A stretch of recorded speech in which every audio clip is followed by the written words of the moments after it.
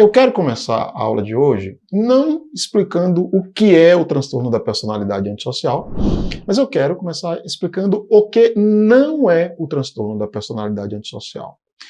Porque eu parto do princípio, olhando para a vivência, né? Olhando para a realidade empírica, que há uma confusão enorme. Tem muita gente, por exemplo, que quando você fala assim, existe uma coisa chamada personalidade antissocial. Elas dizem, sou eu. Eu sou uma pessoa antissocial. O que é que elas estão dizendo? Elas estão dizendo assim, eu não gosto muito de relações sociais, eu não gosto muito de frequentar festas, lugares públicos, lugares abertos, eu sou uma pessoa mais isolada. Ou seja, elas acham que essa característica mais auto-isolada, mais solitária, é o que nós chamamos de transtorno de personalidade antissocial. Talvez você, que está acompanhando essa aula, pensava assim, e eu quero lhe dar uma ótima notícia. Se você tem esses traços, se você não gosta muito de se relacionar, gosta mais de ficar em casa, prefere a solidão em lugar das pessoas, eu tenho uma ótima notícia para lhe dar. Você não é antissocial. Porque o transtorno de personalidade antissocial, a pessoa antissocial, ela adora a gente. Adora pessoas, adora entre aspas, né? Ela adora estar no meio das pessoas, ela adora socializar, entre aspas. Como é essa socialização, essa inserção no meio das pessoas, isso é uma outra questão. Mas se tem uma coisa que o antissocial não curte, é ficar isolado. Ele gosta de estar misturado. Então, se você tem esses traços padronizados, que são caracterizados pelo isolamento, talvez você tenha traços esquizoides ou esquizotípicos, talvez, né? Não traços antissociais. Não é uma boa notícia essa? Para muita gente. Essa é uma excelente notícia, certo? Então, começamos essa aula tirando essa dúvida, que é uma dúvida de muita gente.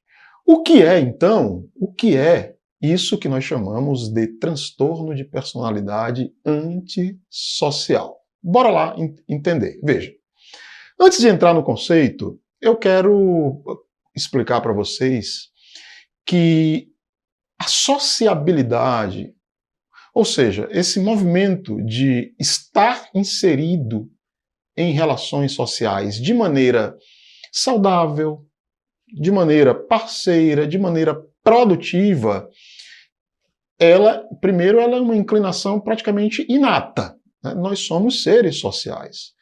A sociabilidade nos traz muitas vantagens. Nós aprendemos tudo a partir de relações sociais. Não aprendemos nada sozinhos. Não aprendemos a andar sozinhos, não aprendemos a falar sozinhos, não aprendemos a fazer absolutamente nada. Não aprendemos a pensar sozinhos, não fomos educados sozinhos, né? Então, nossa espécie é assim. Nossa espécie tem essa característica gregária de fazer tudo coletivamente, e isso é o que nós chamamos de sociabilidade.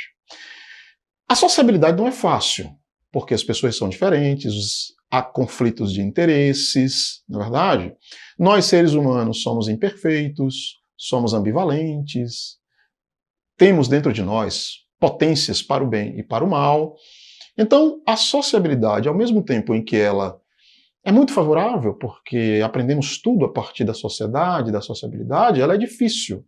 Ela é difícil em função dessa imperfeição que existe em todos nós. Por isso que a sociabilidade só é possível por conta de uma coisa chamada laço social.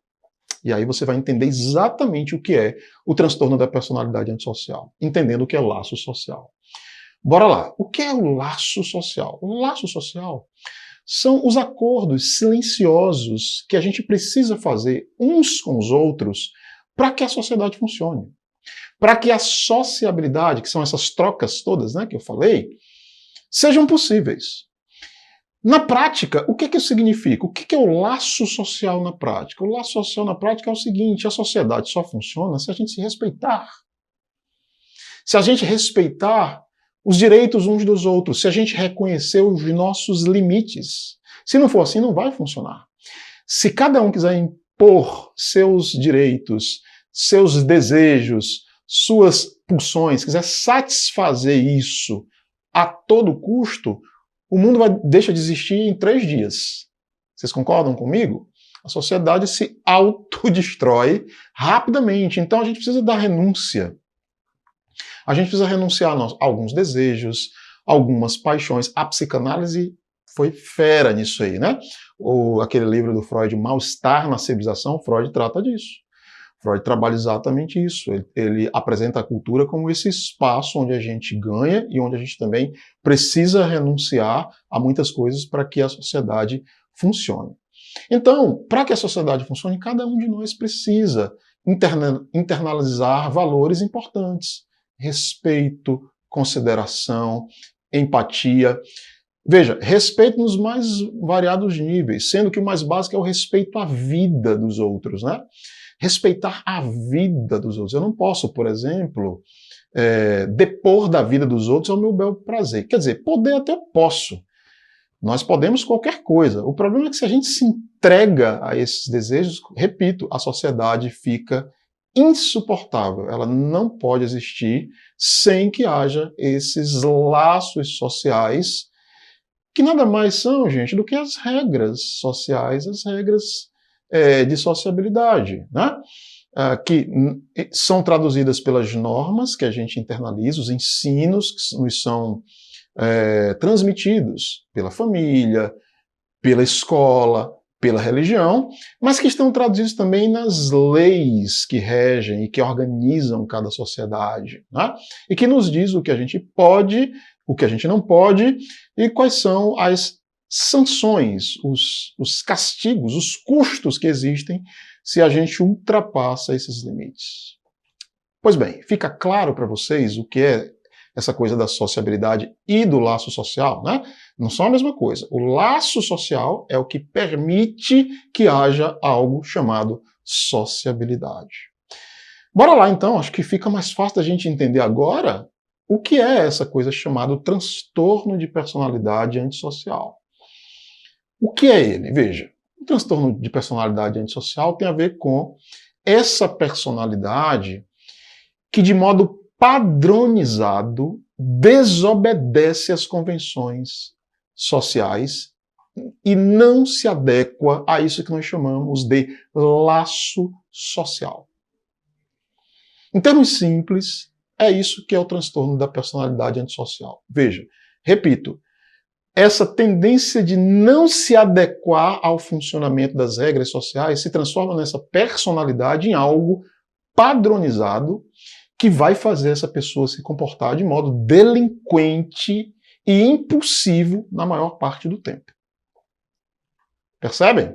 Então, no DSM, no DSM-5, o transtorno da personalidade antissocial está descrito nos seguintes termos. O transtorno de personalidade antissocial é caracterizado por um padrão generalizado, sempre a palavra padrão aparecendo aí, né? De quê? De descaso com as consequências e direitos dos outros.